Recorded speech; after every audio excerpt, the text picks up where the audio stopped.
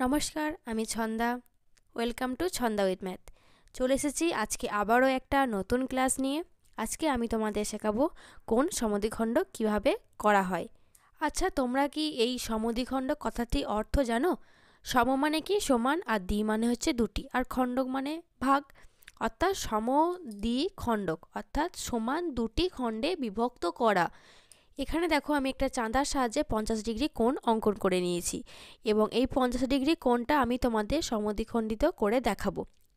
অর্থাৎ 50 ডিগ্রি কোণটাকে আমি দুটি সমান খণ্ডে বিভক্ত করে দেখাবো।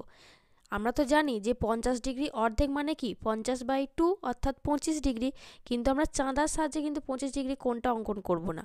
আমরা এই কোণটা কম্পাসের সাহায্যে সমদ্বিখণ্ডিত করব, অর্থাৎ সমান দুটি ভাগে ভাগ করে নেব।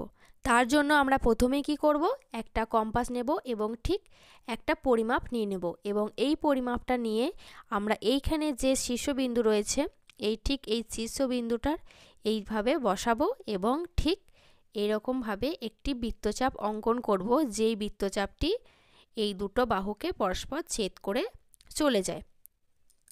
দেখো এখানে আমরা দুটো ছেদবিন্দু পেয়ে গেছি। এবার আমরা কি করব, যে পরিমাপটা নিয়েছিলাম তার থেকে একটু বড় পরিমাপ নেব এবং এই যে ছেদবিন্দুটা পেয়েছি ঠিক এই ছেদবিন্দু এই প্রান্তে আমাদের বসাবো এবং এই জায়গাটায় একটি বৃত্তচাপ অঙ্কন করব। আর ঠিক এই একই পরিমাপ নিয়ে এই প্রান্তে বসাবো এবং এইভাবে একটি বৃত্তচাপ অঙ্কন করব। দেখো এখানে একটি আমাদের ছেদবিন্দু পেয়ে গেছি। আমরা এবার কি করব, এই যে শীর্ষবিন্দু এবং এই ছেদবিন্দু এটা আমরা যোগ করব।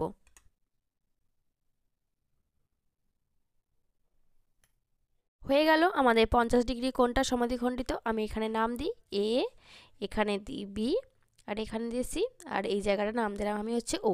অর্থাৎ এখানে যে পেলাম ও বি সি, মানে এই যে এখান থেকে এতটুকু কোণ আবার এখান থেকে এতটুকু কোণ, এই দুটো কোণই হচ্ছে 25 ডিগ্রি, আর এই যে পুরো কোণটা এটা হচ্ছে 50 ডিগ্রি। তাহলে তোমরা বুঝতে পেরেছো কোণ সমদ্বিখণ্ডিত কিভাবে করা যায়। তাহলে তোমরা যে কোনো কোণ সমদ্বিখণ্ডিত আশা করি করতে পারবে, সেটা 60 হোক, 100 হোক, 50 হোক, 80, 90 সব ধরনের কোণই তোমরা সমদ্বিখণ্ডিত করতে পারবে। নিয়ম হচ্ছে এই একই, যেমন তোমাদের আমি দেখাবো।